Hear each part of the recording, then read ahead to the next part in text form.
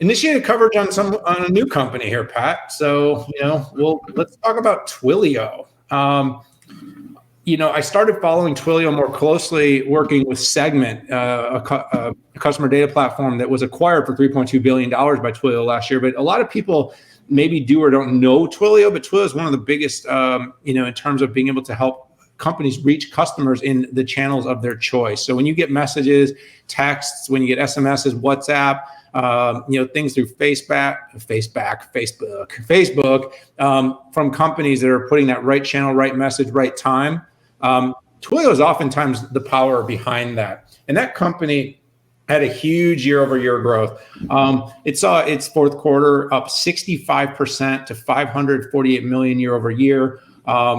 It saw huge total revenue for the year, 55% growth at $1.76 billion. Strong guidance, which is something, I don't know about you, Pat, but I've been watching for who are the companies guiding and who are the companies not guiding. It doesn't mean they're bad or good, but companies guiding oftentimes seem to have a better handle on the business going forward and the outcomes, that are ahead. What I noted on the company was it really focused in its call this quarter on the fact that it's focusing on bigger wins, bigger customers, and bigger insights through its technology. It's 93% growth in seven-figure deals. It's winning big deals to be a key partner to companies like JP Morgan and H&R Block, which have both turned to Twilio. It's tax time, baby. Who can't think about H&R Block? The Segment CDP. I try to forget that, Daniel. Was a macro trend that I saw going into Segment.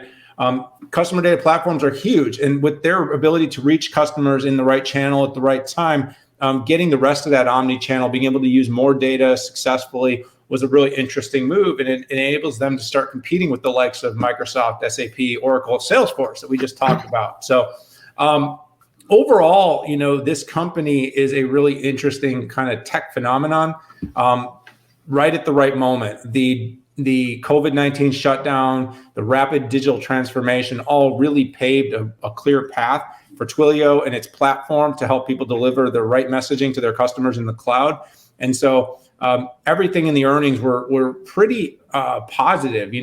221,000 active customers, up almost 50,000, 42,000 new customers in the last year. Pat, I would love to add 42,000 new customers this year. That would be more than 13 meetings a day. So good results for Twilio. Interesting company to follow. We'll be tracking them more regularly here on the 6-5 podcast and throughout my earnings notes coverage. And Pat, I'm gonna be talking about this so much because I think it's pretty cool. Yeah, it is. I always wondered who was sending me all those texts. Oh, by the way, politics were a big play for them. Just in case you didn't know, yeah. Twilio behind all those messages you were getting, and they make you like them more or like them less, but it is technology like theirs that enabled politicians around the elections to get messages to constituents.